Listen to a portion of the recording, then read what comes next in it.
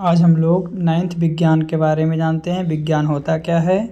तो प्राकृतिक में उपस्थित पदार्थों के क्रमबद्ध अध्ययन से, प्राकृतिक में उपस्थित पदार्थों के क्रमबद्ध अध्ययन से ज्ञान प्राप्त करते हैं या ज्ञान के आधार पर वस्तु में प्रकृति के व्यवहार, उसके क्वालिटी के बारे में पता करते हैं, उसी को विज्ञान कहते हैं।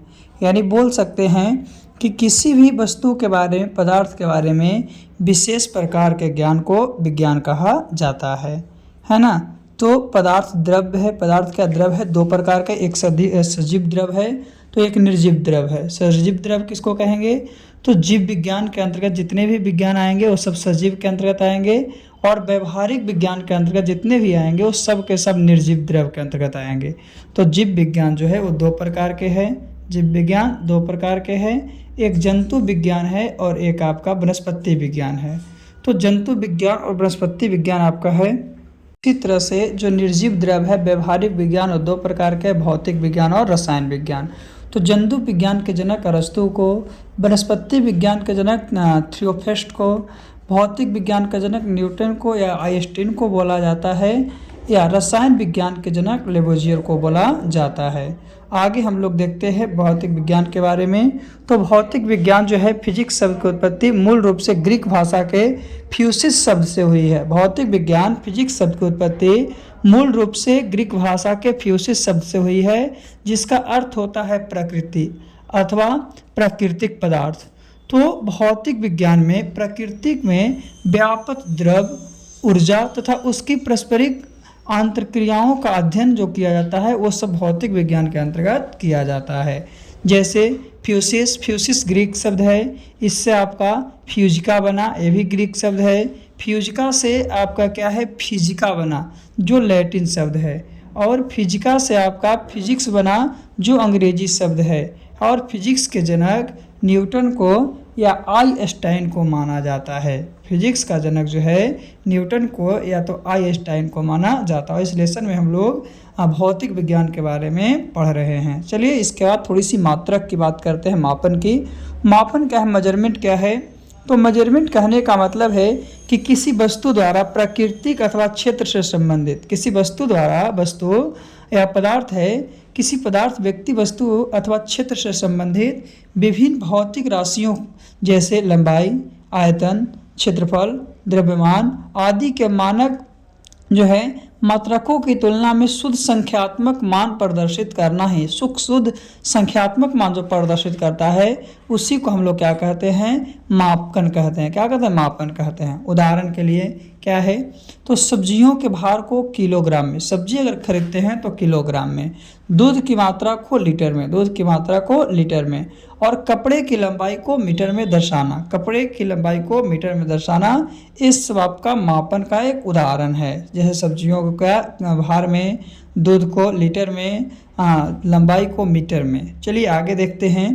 तो जो मापन या मात्रक पद्धति है वो भौतिक राशि के मापन एवं मुख्यतः 4 पद्धतियों में प्रचलित है। कितने पद्धतियों में? 4 पद्धतियों में, जिसमें पहला है सीजीएस पद्धति, दूसरा है एफपीएस पद्धति, तीसरा है एमकेएस पद्धति और चौथा है एएसआई पद्धति। तो सीजीएस पद्धति क्या होता है? सीजीएस कहने का मतलब है सेंटीमीटर ग्राम सेकेंड, और पद्धति मतलब क्या है? सिस्टम। यानी सीजीएस सिस्टम में सेंटीमीटर ग्राम सेकेंड सिस्टम है। इस मापन में लंबाई को सेंटीमीटर में, द्रव्यमान को ग्राम में तथा समय को सेकंड में मापा जाता है। जो सीजीएस पद्धति है, सीजीएस पद्धति में लंबाई को सेंटीमीटर, द्रव्यमान को ग्राम और समय को सेकंड में मापा जाता है। इस मापन पद्धति को, ये जो सीजीएस पद्धति है, सीजीएस पद्धति को फ्रांसीसी प्रणाली या मीट्रिक प्रणाली के नाम से जानते हैं। कौन? फ्रांसीसी प्रणाली या मीट्रिक प्रणाली के नाम से जानते हैं। तो ये था आपका सीजीएस पद्धति। चलिए सीजीएस पद्धति के बाद हम लोग एफपीएस पद्धति में चलते हैं। तो एफपीएस पद्धति कहने का मतलब क्या है? तो एफपीएस सिस्टम कहने का मतलब foot pound second system, foot pound second system. और फुट पाउंड सेकंड सिस्टम में लंबाई को फुट में, द्रव्यमान को पाउंड में और समय को सेकंड में मापा जाता है। वही एफपीएस पद्धति को ब्रिटिश प्रणाली भी कह सकते हैं। एफपीएस पद्धति को ब्रिटिश प्रणाली भी हम लोग कहते हैं। फिर है एमकेएस पद्धति, यानी meter kilogram second system, meter kilogram second system. और इस सिस्टम में लंबाई को मीटर में, द्रव्यमान को केजी में और समय को सेकंड में मापा जाता है। इंजीनियरिंग एवं औद्योगिक क्षेत्र में मापन हेतु इसी प्रणाली का उपयोग किया जाता है। इंजीनियरिंग एवं उद्योग धंधा के क्षेत्र में MKS पद्धति का इस्तेमाल आपका किया जाता है। MKS पद्धति मीटर किलोग्राम सेकंड सिस्टम का उपयोग करते हैं। चलिए अब हम लोग 3 देख लिए हैं, CGS, FBS और MKS। अब थोड़ी सी हम लोग SI पद्धति के बारे में जानते हैं। SI पद्धति क्या है उसके बारे में। तो SI पद्धति क्या है? SI पद्धति कहने का मतलब यह प्रणाली जो है अंतर्राष्ट्रीय मापतौल अधिवेशन 1971 में स्वीकार किए गए थे। ये अंतर्राष्ट्रीय मापतौल अधिवेशन 1971 में इसको स्वीकार किया गया था, जिसे सिस्टम इंटरनेशनल या SI पद्धति कहते हैं। यह मापन पद्धति MKS पद्धति का परिभाषित रूप है। जो MKS पद्धति का परिभाषित रूप है वही आपका SI पद्धति का परिभाषित रूप है। वर्तमान में यह पद्धति सर्वाधिक प्रचलन में है और SI पद्धति जो है वर्तमान में सबसे ज़्यादा प्रचलन में है। अब हम लोग थोड़ी सी भौतिक राशि की बात करते हैं। तो भौतिक राशि पदार्थ का वे गुण है जिनका मापन किया जाता है। भौतिक राशि पदार्थ का यानी फिजिकल प्रॉपर्टी का वह गुण है जिसमें मापन किया जा सकता है और उसके माप को संख्या द्वारा प्रदर्शित किया जाता है। उसके माप को किसके द्वारा? संख्या के द्वारा प्रदर्शित किया जा सकता है। किसके द्वारा? संख्या के द्वारा प्रदर्शित किया जा सकता है। चलिए आगे हम लोग देखते हैं भौतिक राशि के बाद SI मात्रक के बारे में और थोड़ा सा। तो SI मात्रक कहने का मूल राशि, जिन राशियों की अभिव्यक्ति अन्य भौतिक राशियों पर निर्भर न होकर, अन्य भौतिक राशि पर निर्भर नहीं होता है, पूर्णतः स्वतंत्र होता है यानी फ्री होता है, दूसरे पर निर्भर नहीं रहता है, उसको मूल राशि कहते हैं। तथा इन राशियों के मात्रक मूल मात्रक कहलाता है। और ये जितने भी राशि हैं जो स्वतंत्र हैं वो सब के मात्रक मूल मात्रक कहलाते हैं। और मूल भौतिक राशि जो है 7 प्रकार की होते हैं। मूल जो भौतिक राशि है वो 7 प्रकार के। कौन कौन? तो लंबाई, समय, ताप, द्रव्यमान, विद्युत धारा, ज्योति तीव्रता और पदार्थ की मात्रा। यानी कितने? 7। कौन कौन? लंबाई हो गया, समय हो गया, ताप हो गया, द्रव्यमान हो गया, विद्युत धारा हो गया, ज्योति तीव्रता हो गया और पदार्थ की मात्रा हो गया। ये 7 प्रकार की भौतिक राशि है। मूल जो भौतिक राशि है वो 7 प्रकार की है। तो चलिए इस 7 को हम लोग एक एक करके देखते हैं कि किसका क्या मतलब कि मात्रक है और क्या इसका संकेत है। तो सबसे पहले लंबाई का मापन जो है मीटर। लंबाई को मीटर में मापते हैं जिसका संकेत m होता है। लंबाई को मीटर में मापते हैं जिसका संकेत m होता है। द्रव्यमान को केजी में मापते हैं जिसका संकेत केजी होता है। समय को सेकेंड S होता है। तापक्रम को केल्विन यानी K होता है। विद्युत धारा का एम्पियर A होता है। ज्योति तीव्रता का कैंडेला CD होता है तथा पदार्थ की मात्रा का मोल होता है। पदार्थ की मात्रा का मोल MOL होता है। उसी तरह से पूरक मूल मात्रक भी आपका 2 हैं। पूरक मूल मात्रक 2 हैं। एक समतल कोण है, एक घन कोण है। एक समतल कोण है और एक घन कोण। तो समतल कोण का जो मापन है वो आपका रेडियन है और घन कोण का अस्टेरेडियन है। तो रेडियन को RAD के द्वारा सूचित करते हैं और घन कोण का जो अस्टेरेडियन है उसे SR के द्वारा सूचित किया जाता है। तो ये है भौतिक राशि के मूल मात्रक। पूरक मूल मात्रक भी है, मूरक है, मात्रक का मान। आगे तो SI मात्रक की बात करते हैं। व्युत्पन्न मात्रक राशियों को उदाहरण में सबसे पहले क्षेत्रफल की एरिया की बात करते हैं। तो एरिया होता है 2 चीज़ उसमें, लंबाई और चौड़ाई। तो क्षेत्रफल का मात्रक बराबर लंबाई का मात्रक और गुने चौड़ाई का मात्रक। तो लंबाई का भी देखें कि लंबाई का मीटर होता है। लंबाई जो है लंबाई का मात्रक मीटर होता है और चौड़ाई का मात्रक भी मीटर होता है। यानी मीटर में मीटर से हम लोग गुना करते हैं तो मीटर स्क्वायर होता है और मीटर स्क्वायर को हम लोग वर्ग मीटर कहते हैं। यानी जो व्युत्पन्न राशि के क्षेत्रफल है, क्षेत्रफल का मात्रक मीटर स्क्वायर होता है, वर्ग मीटर होता है। चलिए क्षेत्रफल के बाद हम लोग जानते हैं किसके बारे में? आयतन के बारे में। क्षेत्रफल के बाद हम लोग आयतन के बारे में जानेंगे। तो याद रखना कि क्षेत्रफल जो है किसी चीज़ का अगर एरिया है तो हमेशा स्क्वायर में होगा, क्योंकि क्षेत्रफल मतलब क्या होता है आपका एरिया, और एरिया जब भी होता है तो स्क्वायर में होता है, वर्ग में होता है, वर्ग को छोड़कर वो नहीं होता है, वर्ग को छोड़कर नहीं होता है। तो एरिया के बारे में जान चुके हैं। अब हम लोग जानते हैं आयतन वॉल्यूम के बारे में। तो आयतन में लेंथ, ब्रेथ और हाइट तीनों होता है, यानी लंबाई, चौड़ाई और ऊंचाई तीनों होती है। तो जब आयतन का मात्रक निकलेगा तो लंबाई का मात्रक, चौड़ाई का मात्रक और ऊंचाई का मात्रक आएगा। आयतन के मात्रक में लंबाई का मात्रक, चौड़ाई का मात्रक और ऊंचाई का मात्रक आएगा।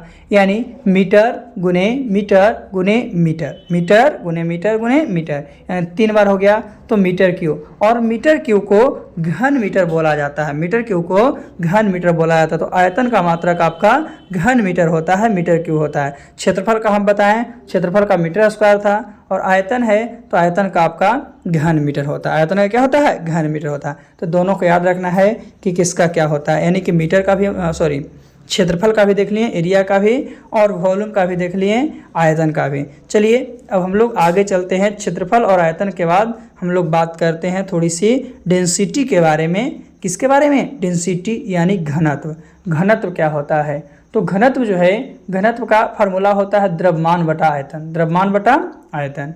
तो घनत्व का जैसे मात्रक निकालेंगे तो द्रव्यमान है, तो द्रव्यमान का मात्रक बटा आयतन का मात्रक। द्रव्यमान का आयतन बटा क्या होता है? आयतन का मात्रक। तो द्रव्यमान का जो मात्रक है, बताएं कि द्रव्यमान को केजी में मापते हैं, और आयतन अभी निकाले थे तो आयतन को मीटर क्यूब, आयतन को क्या? Meter cube. तो घनत्व का जो मात्रक होता है केजी पर मीटर क्यूब होता है। घनत्व जो है डेंसिटी है, डेंसिटी का मात्रक केजी पर मीटर क्यूब है ना। और जो केजी पर मीटर क्यूब है, यानी कि ग्राम जो है, अब सॉरी केजी पर मीटर क्यूब, केजी पर मीटर क्यूब है, उसको ग्राम पर सेंटीमीटर क्यूब में भी व्यक्त कर सकते हैं। घनत्व जो है, घनत्व को ग्राम पर सेंटीमीटर क्यूब में हम लोग व्यक्त कर सकते हैं। ये आपका घनत्व का मात्रक है। किसका मात्रक है? घनत्व का मात्रक है। चलिए घनत्व के मात्रक के बाद हम लोग आगे चलते हैं, है ना। ये हम लोग घनत्व के मात्रक को सीख गए हैं। तो घनत्व के बाद चाल की बात करते हैं, स्पीड की। स्पीड क्या है? चाल क्या है? तो चाल बराबर होता है आपका दूरी बटा समय। चाल बराबर दूरी बटा समय, यानी चाल का मात्रक जो है दूरी का मात्रक और बटा समय का मात्रक। तो दूरी किसमें? मीटर में मापते हैं। समय किसमें? सेकंड में मापते हैं। समय सेकंड में और दूरी मीटर में। तो दूरी जो है, दूरी का मात्रक मीटर है, समय का मात्रक सेकंड है, इसीलिए चाल का जो मात्रक हो जाएगा मीटर पर सेकंड हो जाएगा। ऐसे मीटर पर सेकंड को किलोमीटर पर घंटे में बदल सकते हैं। मीटर पर सेकंड को किलोमीटर पर घंटे में बदलते हैं, और 1 मीटर पर सेकंड बराबर 18/5 किलोमीटर पर घंटा होता है। वही 1 किलोमीटर पर घंटा बराबर 5/18 मीटर पर सेकंड होता है। तो याद रखना है कि चाल का मात्रक मीटर पर सेकंड है। अगर किलोमीटर पर घंटा है तो उसे सबसे पहले मीटर पर सेकंड में बदलेंगे, उसके बाद ही आगे को हम लोग देखेंगे। तो चलिए चाल को देख लिए हैं, यानी क्षेत्रफल को देख लिए, आयतन को देख लिए, घनत्व को देख लिए, चाल को देख लिए। आगे हम लोग त्वरण की बात करते हैं। त्वरण क्या है? तो त्वरण कहने का मतलब होता है कि समय के साथ वेग में परिवर्तन की दर। जो समय के साथ वेग में परिवर्तन होता है उसी की दर को त्वरण कहते हैं। यानी समय के साथ वेग में परिवर्तन हुआ तो त्वरण, यानी त्वरण बराबर क्या? तो चाल में परिवर्तन हुआ तो चाल परिवर्तन बटा समय, चाल परिवर्तन बटा समय। तो त्वरण का मात्रक क्या हो जाएगा? तो चाल का मात्रक बटा समय का मात्रक। तो अभी चाल का मात्रक जो होता है क्या होता है? तो चाल का मात्रक तो मीटर पर सेकंड होता है, और समय का मात्रक सेकंड, तो मीटर पर सेकंड बटा सेकंड। तो सेकंड से सेकंड हो जाएगा गुना, तो मीटर पर सेकंड स्क्वायर। तो त्वरण का मात्रक जो है आपका मीटर पर सेकंड स्क्वायर होता है। यही अगर ऋणात्मक त्वरण की बात करते हैं तो ऋणात्मक त्वरण आपका माइनस में आता है, और ऋणात्मक त्वरण को मंदन कहा जाता है। ऋणात्मक त्वरण है उसे मंदन के नाम से जानते हैं। तो ये आपका त्वरण था। तो त्वरण का मात्रक याद रखना है कि त्वरण का मात्रक जो है मीटर पर सेकंड स्क्वायर है। क्या? त्वरण का मात्रक मीटर पर सेकंड स्क्वायर। चलिए त्वरण के बाद हम लोग आगे चलते हैं। त्वरण के बाद क्या है? तो त्वरण के बाद आपका बल। बल बराबर क्या होता है? द्रव्यमान गुने त्वरण, द्रव्यमान गुने त्वरण।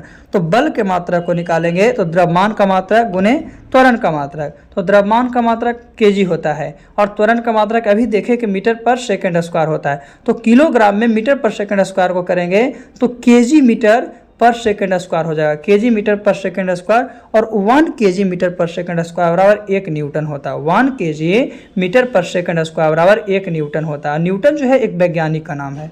तो बल के मात्रक को न्यूटन कहते हैं, जिसे कैपिटल एन के द्वारा सूचित किया जाता है। बल का जो मात्रक है उसे न्यूटन कहते हैं, और इसे कैपिटल एन के द्वारा सूचित किया जाता है क्योंकि ये वैज्ञानिक के नाम पर है। किसके नाम पर? वैज्ञानिक के नाम पर। और क्या बताएं कि 1 न्यूटन बराबर 1 केजी मीटर पर सेकंड स्क्वायर होता है। 1 न्यूटन बराबर 1 केजी मीटर पर सेकंड स्क्वायर होता है। यानी बल जो है, बल का मात्रक न्यूटन हो गया। अगर 1 न्यूटन बराबर तो केजी मीटर पर सेकंड स्क्वायर।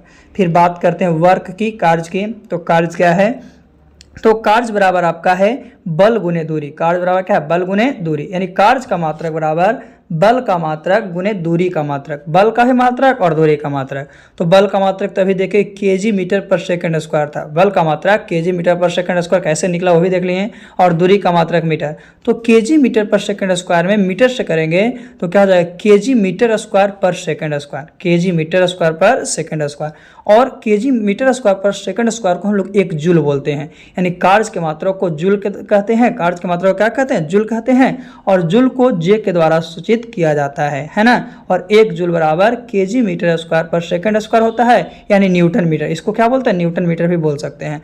तो ऊर्जा का मात्रक भी वही होता है जो कार्य का मात्रक, जो वर्क का मात्रक है वही आपका ऊर्जा का भी, यानी ऊर्जा का भी न्यूटन मीटर होगा, एक जूल होगा, केजी मीटर स्क्वायर पर सेकंड स्क्वायर होगा, किसका, कार्य का। चलिए कार्य के बाद हम लोग शक्ति की बात करते हैं, पावर की। तो शक्ति बराबर होता है कार्य बटा समय, शक्ति बराबर क्या है, कार्य बटा समय। तो शक्ति जो है, शक्ति का मात्रक आपका क्या है, तो शक्ति का मात्रक बराबर कार्य का मात्रक और समय का मात्रक। तो कार्य का अभी देखे थे कि केजी मीटर स्क्वायर पर सेकंड स्क्वायर था, इसमें से बटा में क्या, समय का मात्रक तो सेकंड हो गया। तो एक कटने के बाद जूल पर सेकंड आ जाता है, यानी जूल पर सेकंड, तो केजी मीटर स्क्वायर पर सेकंड स्क्वायर, और इसी को हम लोग वाट कहते हैं। तो शक्ति के मात्रक को वाट कहते हैं और इसे डब्ल्यू के द्वारा सूचित किया जाता है। और एक वाट जो है, एक वाट बराबर क्या होता है, तो 1 जूल पर कूलम, 1 जूल पर कूलम। इसी प्रकार किसी भी राशि के मात्रक मूल मात्रक के व्युत्पन्न किए जा सकते हैं, यानी कि इसी प्रकार से हम लोग कोई भी मात्रक है, राशि का मात्रक है, उसको मूल मात्रक के व्युत्पन्न कर सकते हैं और ऐसे निकाल सकते हैं कि इसका मात्रक क्या होगा, जिसमें हम लोग बहुत सा जान गए, वर्ग, आयतन, कार्य, शक्ति, है ना, और उसके बाद घनत्व, ये सब के बारे में। चलिए अब थोड़ा सा उपसर्ग के बारे में जानते हैं। तो उपसर्ग क्या है, तो 10 के पावर 1 है उसको डेका बोलते हैं, 10 के पावर 2 को हेक्टो बोलते हैं, 10 के पावर 3 को किलो बोलते हैं, 10 के पावर 6 को मेगा बोलते हैं, 10 के पावर 9 को जीगा बोलते हैं, 10 के पावर 12 को टेरा बोलते हैं, 10 के पावर 15 को पेंटा बोलते हैं, 10 के पावर 18 को एक्सा बोलते हैं। तो डेका को डी से, हेक्टो को एच से, किलो को के से, मेगा को कैपिटल एम से, जीगा को कैपिटल जी से, टेरा को कैपिटल टी से, पेंटा को कैपिटल पी से और एक्सा को कैपिटल ई से हम लोग क्या करते हैं, सूचित करते हैं। उसी तरह से 10 के पावर -1 को हम लोग बोलते हैं डेसी, जिसे डी के द्वारा, 10 के पावर -2 को सेंटी कहते हैं सी के द्वारा, और 10 के पावर -3 को मिली कहते हैं एम के द्वारा, 10 के पावर -6 को माइक्रो कहते हैं यू के द्वारा, और 10 के पावर -9 को नैनो कहते हैं एन के द्वारा, 10 के पावर -12 को पिको कहते हैं पी के द्वारा, 10 के पावर -15 को फेंटो कहते हैं एफ के द्वारा, और 10 के पावर -18 को एटो कहते हैं ए के द्वारा सूचित करते हैं। तो इस तरह से आज हम लोग ये विज्ञान और मापन के टॉपिक को पढ़ चुके हैं अच्छी तरह से। आप लोग इसे अच्छे से याद रखिएगा। ये 9th क्लास का फर्स्ट टॉपिक था और इससे सभी एग्जाम में क्वेश्चन पूछे जाते हैं।